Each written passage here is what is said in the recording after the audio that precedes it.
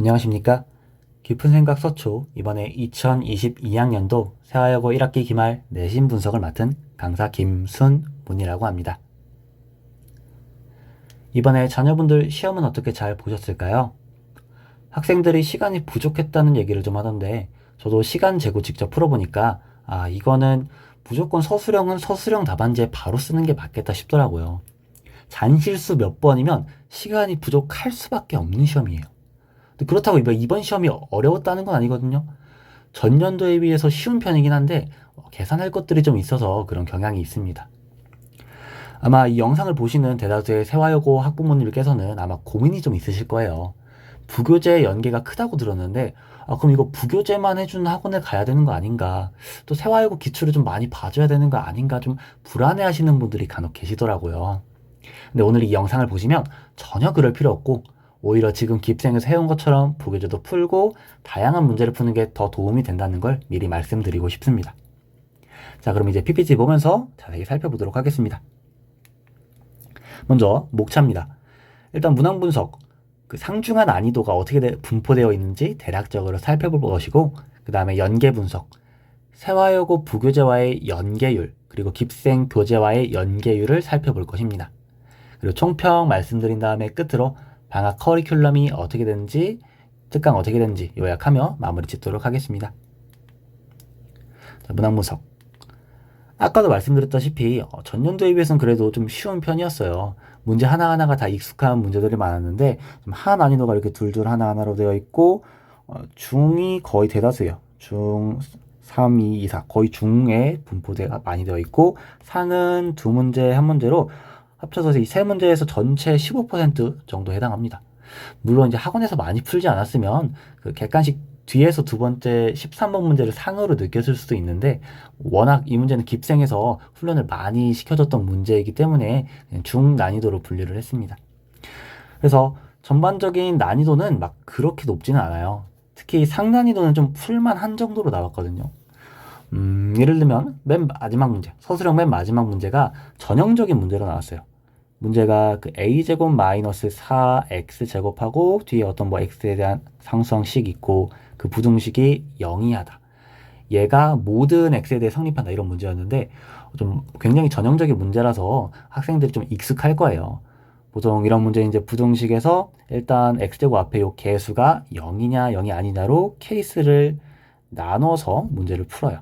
그래서 케이스 나눠가지고 아마 케이스 나눈 건 잘했을 텐데, 아마 이제 0 아닌 케이스에서, 요 케이스에서 좀 많이 당황스러운 경우가 하나 있었을 거예요. 뭐냐면 a제곱 마이너스 4가 0이 아니면 얘가 항상 0이 하려면 a제곱 마이너스 4가 0보다 작은 범위에서 푸는 건데, 풀다 보면 그 판별식이 계산이 이게 3차가 나와요. 3차가 나와서 3차 부등식 어떻게 풀지? 좀 당황을 했을 텐데, 근데 이게 잘 보면 우리는 지금 요 a제곱 마이너스 4가 0보다 작다는 범위 안에서 푸는 거니까 거기에 주목을 해야 돼요. a제곱 마이너스 4가 0보다 작은 범위라서 얘가, 그리고 마이너스 2랑 2 사이 여기에서만 보는 거거든요. 근데 이 3차식 잘 보면 이 a 플러스 2 곱하기 막 2차식 이런 꼴로 되어 있어가지고, 이런 2차식이 뭐 0 이상 이런 식으로 되어 있어가지고, 그래서 얘가 어차피 a 플러스 2가 쓸 데가 없어요. a 플러스 2는 항상 양수기 때문에. 그래서 결국 2차 분식 풀던 문제 그냥 푸는 문제였거든요. 그래서 여기서 조금 당황했을 수 있지만 어쨌든 상난이도도 우리가 좀 많이 봐왔던 익숙한 문제라 풀만한 정도였다라고 생각하시면 되겠습니다. 그래서 좀 풀만한 정도겠는데, 어쨌든 다른 뭐 계산이 소요되는 문제도 많았기 때문에 특히 6번 문제, 그 6번 문제가 내심 구하는 문제였거든요. 내심 구하는 문제였는데, 이 문제가 다 이제 풀 줄 알아요. 풀 줄 아는데 그냥 시간이 좀 오래 걸릴 수밖에 없는 그냥 그런 문제예요. 그래서 이런 문제들이 좀 있었어가지고 문제 난이도에 비해 좀 체감 난이도는 다소 높았을 거다라고 생각이 됩니다. 또한 그 최상 난이도, 이게 맨 뒤에서 두 번째 서술형 5번 문제인데, 이건 거의 뭐 본 적도 없는 문제예요. 물론 이제 이 문제 보면서 이게 상반 방정식인 건 다 파악을 했을 거예요. 왜냐면 이게 대칭으로 있어가지고 그 문제가 다 이제 상반 방정식이란 거 파악은 했는데, 파악은 해도 그래서 어떻게 풀지? 좀 많이 여기서 막혔을 거예요. 근데 이런 문제일수록 좀 과감하게 버리고 뒤 문제로 가는 그런 연습을 좀 시켜야 돼요. 오히려 뒤에 문제가 아까 방금 전에 앞에서 말씀드렸던 요 문제, 요거 전형적인 부등식 문제거든요. 그래서 오히려 뒷 문제는 학생들이 잘 풀었을 텐데 그 앞에 문제, 이 상반방정식 문제가 상반방정식인 거 보여도 그래서 어떻게 풀지라고 좀 많이 막혔을 거라서 오히려 뒷 문제를 하고 여기로 넘어오는 게 더 좋을 거거든요. 실제로 제가 시간 재고 풀 때도 요 문제 서술형 5번이었는데 요 5번 문제 보자마자 처음 보내 하고 일단 넘어갔어요. 과감하게 버리고 뒤 문제로 일단 가는 게 필요해요.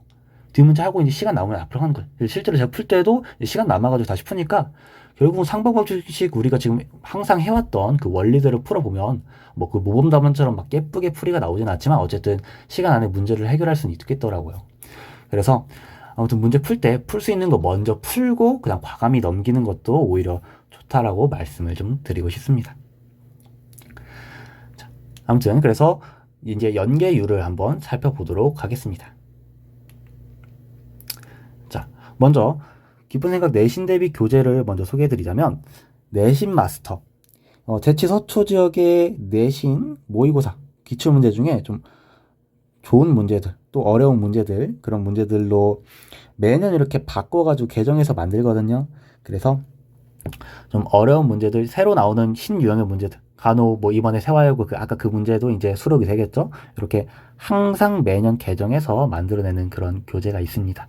이건 이제 내신 때 하는 교재고, 또 내신 때 적중 엔제라는 교재도 있는데, 이 적중 엔제는 우리 세화여고 같은 학생들을 위해서 세화여고 기출들만 따로 모아가지고 유형별로 구성해서 만들어 놨어요. 그래서 적중 엔제는 내신 마스터가 이제 거의 끝나갈 때쯤 적중 엔제 이제 배부해가지고 풀곤 합니다. 그 다음에 이제 직전 대비 자료.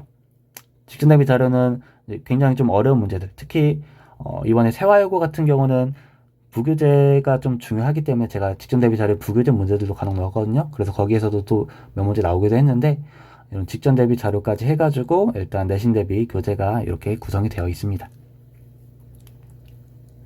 자, 그래서 일단 세화여고 부교재랑 내신 이번에 기출문제와의 연계성을 보자면 보시다시피 표가 거의 그냥 다 분포가 되어 있죠. 저 네 문제 빼고 연계율이 80%나 돼요. 80% 굉장히 높아요. 그럼 이거 보고 그럼 무조건 이제 부교재 하는 학교로 가야겠다. 아니, 그럴 필요가 없습니다. 자, 깁생 내신 교재와 기출문제 연계성. 자, 보세요. 빈칸이 하나밖에 없어요. 95%나 됩니다. 이게 무엇을 의미하는 거냐? 결국은 부교재 자체도 연결이 높지만 깁생 내신 교재에도 굉장히 많은 문제들이 있기 때문에 깁생 내신 교재의 연결이 훨씬 더 높을 수밖에 없어요.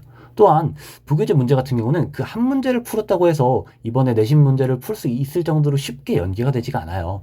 간혹 객관식 마지막 문제, 객관식 마지막 문제 같은 경우는 부교재에서 이제 굉장히 변형을 해서 낸 거거든요. 그래서 부교재 문제만 풀었으면 그 문제를 해결을 못했을 거예요. 근데 여러 가지 다양한 문제들을 해결을 했으면 이제 그 문제도 손을 댈 수가 있었겠죠. 그래서 오히려 부교재 문제만 풀면 좋지가 않고 다양한 문제들을 많이 풀어봤어야 그래야 오히려 점수에 도움이 되지 않았을까라고 생각을 해봅니다. 자, 그럼 이제 각각 이제 비슷한 문제들 한번 보도록 하겠습니다. 먼저 객관식 9번 문제인데 이거 굉장히 좀 매력적인 오답이 있어요. 이거 풀면서 이거 애들 실수 많이 했겠다 싶더라고요. 혹시 이 문제 틀린 친구들 혹시 4번으로 체크하진 않은지 한번 물어보세요, 학생들한테. 4번으로 체크하는 애들 굉장히 많을 것 같은데 왜 그러냐면 이거 지금 이제 문제를 많이 푼 학생들은 여기 a제곱 마이너스 2a 플러스 1까지는 이 앞에다 줘가지고 바로 여기까지 썼을 거예요. a 마이너스 1의 제곱 더하기 b의 제곱 여기까지 바로 썼을 거예요. 그래서 얘는 그러면 1,0에서부터의 거리니까 요 직선까지 거리랑 요 직선까지 거리 중에 작은 거 그러면 되겠다 해서 요 앞에 거 직선까지 거리가 5분의 루트 5고 그 다음 뒤에 거 직선까지 거리가 2분의 루트 2니까 둘 중에 짧은 거 5분의 루트 5다 해서 4번으로 찍은 학생들이 굉장히 많을 거예요. 자, 이렇게 틀린 친구들 정말 이러면 안 돼요. 이거 실수로 그냥 넘어가면 절대 안 됩니다. 자, 여기서 많은 학생들이 관가할 수 있는 게 바로 이 부분인 거죠. 어떤 부분이냐면 지금 얘는 제곱이에요. 제곱. 그러니까 1,0까지의 거리를 구하는 게 아니라 거리의 제곱을 구하는 거죠. 거리의 제곱을 구하는 거니까 이 둘 중에 작은 거 5분의 루트 5, 거리가 제일 작은 거 5분의 루트는 맞아요. 맞는데 제곱 구하는 거니까 정답은 1번이 되는 거죠. 그죠? 그래서 이번에 이 4번으로 체크해서 실수한 친구들 있으면 그거 절대 실수라고 넘어가면 안 됩니다. 이거 실수 아니에요. 평소 실수가 많아요. 시험에서 틀렸어요. 그럼 더 이상 실수가 아닙니다. 이거 꼭 본인 실수 꼭 붙잡고 가길 바랍니다. 자, 그 다음 객관식 12번. 자, 이건 뭐 어렵진 않아요. 어렵진 않는데 문제 여러 개를 좀 합쳐놓은 합답형 문제예요. 지금 왼쪽에 보시면 이제 문제 두 개 있죠. 두 개 이제 합쳐가지고 여기가 니은, 얘가 이제 디귿 문제인 건데 뭐 기억도 풀어야 되고 사실상 문제 하나에 기억, 니은, 디귿 세 문제나 풀어야 되는 거죠. 뭐 기억은 사실 10초 것이긴 한데 그래도 문제를 3개나 풀어야 되니까 흔히 요즘 학생들이 얘기하는 좀 킹받는 그런 문제라고 생각하시면 되겠습니다. 그래서 뭐 이런 짜잘한 것들 때문에도 시간이 좀 더 부족했을 거예요. 네. 자, 그 다음에 객관식 13번. 자, 이게 아까 말씀드렸다시피 학원에서 굉장히 연습을 시켰던 그런 문제예요. 지금 왼쪽에 이게 이제 내신 마스터 교재고 그 아래에 이제 바로 직본 날 풀었던 문제입니다. 계속 연습을 시켰어요. 뿐만 아니라 뭐 주간 테스트, 실전 테스트, 부교재의 날 와서도 풀려고 계속 연습을 시켰어요. 그래서 그냥 난이도 중으로 분류했거든요. 그래서 이 문제를 굉장히 많이 풀었기 때문에 아마 깊은 생각 다녔던 학생들은 보자마자 바로 오케이, 이 보자마자 일단 인수 정리하고 그 다음에 조리제법 한 다음에 조리제법 하게 되면 1차식 곱하기 2차식으로 될 거니까 그 2차식에서 근계수 봐가지고 두근의 곱이 어떤 정수가 나오니까 그거 나오는 두근의 합은 어떻다 이런 식으로 바로 거의 그냥 기계적으로 풀 수 있었을 겁니다. 그 다음에 서술형 1번. 서술형 1번은 뭐 얘도 어려운 게 아니에요. 어려운 게 아닌데 그냥 단순히 시간이 좀 많이 걸렸을 법한 문제거든요. 근데 그래도 한 문제 푸는데 3분을 넘어가면 안 돼요. 특히 깊은 생각에서 요 그래프로 푸는 방법 알려줬었는데 이걸로 보면 시간을 상당히 절약할 수 있어요. 어떻게 푸냐면 그냥 간단히 설명하자면 얘가 일단 절대값이 0이 되는 포인트가 x가 0일 때랑 3분의 2일 때고 0, 지나는 애가 0,2를 지날 거고 그 다음에 3분의 2, 집어넣으면 마이너스 3분의 2 지날 거니까 이 사이엔 그냥 직선으로 쫙 연결하고 그 다음에 맨 오른쪽은 이거 굳이 식 쓰지 않고 그냥 기울기만 쓰면 되는 거거든요. 그래서 맨 오른쪽에 둘 다 플러스로 풀리면 기울기 2짜리로 갈 거니까 기울기 2짜리로 막 이런 식으로 갈 거고 여기 기울기 마이너스 2짜리로 이렇게 갈 거니까 그래서 그냥 그래프 그려놓고 푸는 거죠. 이 그래프를 너무 좀 완만하게 그리긴 했는데 자, 그래서 이렇게 했을 때 이 기울기 2짜리를 조금 더 약간 올려서 할게요. 그래서 이렇게 했을 때 얘가 문제에서 나는 게 y는 2를 쫙 그어가지고 여기부터 여기까지 y는 2 이하니까 요 아래 그래프는 x는 0부터 요 x값만 구해내면 그냥 끝나는 문제인 거죠. 근데 요 x값은 얘가 쭉 가게 되면 얘 y값 차이가 3분의 8이니까 기울기 2라 했기 때문에 x값 차이 3분의 4 해가지고 그럼 여기 2니까 0이랑 2, 즉 이 식이 x 곱하기 x 빼기 2가 0 이하 식이기 때문에 a랑 b, a는 마이너스 2, b는 0이라고 바로 나오는 거죠. 그래서 요 문제를 좀 깊은 생각에서 그래프 그리는 걸로 많이 연습했다면 그렇게 오래 걸리진 않았을 거예요. 근데 그래프로 안 그리고 좀 케이스 나눠서 했으면 이런 시간이 좀 걸렸을 수 있는 거죠. 특히 이 그래프로 푸는 거, 그래프로 푸는 거 학교에서 안 해주면 어떻게 해요 했는데 자, 학교에서 그래프로 풀어도 된다고 얘기했다고 했습니다. 자, 여기서 또 알 수 있는 게 뭐냐? 여러분 자녀분들 학교 수업 꼭 잘 듣게 해주셔야 돼요. 서술형에서 이거 써도 된다 안 써도 된다는 결국은 학원 선생님이 얘기하는 게 아니라 학교 선생님이 얘기하는 거거든요. 그래서 꼭 학교 수업 잘 듣게 해주셔야 됩니다. 특히 이번에 서술형에서 그 신발끈 써도 된다 이런 얘기도 했다고 하더라고요. 근데 물론 이제 신발끈 쓰는 문제가 나오진 않긴 했는데 어쨌든 학교 수업을 잘 들어야 이런 쉬운 풀이를 쓸 수 있는지 없는지를 알 수가 있으니까 자녀분들 학교 수업 꼭 잘 듣게 해주시는 게 좋을 거예요. 나머지 문제들 그냥 쭉 살펴보시면 자, 왼쪽 오른쪽 문제 보시면 거의 비슷하죠? 세 직선이 있고 삼각형이 만들어지지 않는다. 여기도 삼각형을 이루지 않는다. 거의 그냥 똑같은 문제라 보시면 됩니다. 또 여기도 마찬가지로 삼각형이 있고 뭐 깊은 생각 교재에선 지금 그냥 그림까지 줬죠? 그림까지 줘가지고 내분점 PQR 잡아서 PQR에 넓이 줘서 푸는 거고. 근데 이제 기출문제 같은 경우는 내분점 PQR 줘가지고 넓이도 준 거고 똑같긴 한데 이게 M 대 N, M 대 N 두 가지여가지고 문제가 좀 많아서 시간이 좀 더 많이 걸렸을 거예요. 근데 시간만 많이 걸리는 문제지 결국은 그렇게 어려운 문제는 아니었을 겁니다. 자, 그래서 이제 총평 정리를 해보자면 일단 난이도 같은 경우는 최상 난이도는 한 문제인데 그게 완전 새로운 유형의 문제여가지고 많이 당황을 했을 수 있어요. 그리고 또 계산도 중간중간 좀 많기 때문에 실수를 거의 하지 않고 풀어야 시간 관리를 잘 해서 풀어야 되는 그런 시험이라고 보시면 되겠습니다. 그래서 신유형 한 문제를 제외하고는 사실 나머지 문항들이 다 학원 내신 교재랑 겹쳐요. 그래서 실수만 안 했으면 그냥 등급을 잘 받을 수 있는 그런 시험이라고 보시면 되겠습니다. 또한 부교재는 기본이에요. 부교재만 하면 절대 안 돼요. 부교재는 기본이고 깊은 생각 교재까지 다 풀어야 됩니다. 그리고 이제 또 더 말씀을 드리자면 사실 맨 뒤에 서술형 그 세 문제에 거의 한 20분 쏟아야 돼요. 그 앞에까지 한 28분 만에 풀고 OMR 마킹한 다음에 서술형 그냥 바로 서술형 답안을 푸는 거죠. 실제로 제가 그 아까 시간 재고 풀었다고 했잖아요. 일일이 한 문제 한 문제 초로 재가지고 풀었어요. 그렇게 하니까 그 28분이라는 게 대충 얘기한 게 아니라 딱 시간을 재고 풀어보니까 그렇더라고요. 그래서 뒤에 세 문제 제외하고는 28분 만에 풀고 OMR 마킹한 다음에 서술형 바로 서술형 답안에 쓰는 식으로 풀어줘야 시간을 좀 맞출 수 있을 겁니다. 또 한 가지 더 말씀드리면 세화여고 기출만 보면 절대로 안 돼요. 오히려 세화여고 기출만 보면 진짜 바보거든요. 왜냐면 이게 제가 혹시나 해서 작년 기출문제랑 올해 이제 이번에 본 거랑 직접 일일이 다 비교를 해봤어요. 해봤으니까 겹치는 게 정말 그냥 거의 없어요. 오히려 작년 거 보고 이거는 공부 안 해야지 생각으로 보면 나을 정도로 겹치는 게 거의 없었습니다. 그러니까 기출만 보고 그러지 말고 정말 다양한 문제를 푸는 게 오히려 더 도움이 될 거예요. 자, 이제 깊은 생각 여름방학 커리큘럼 말씀드리면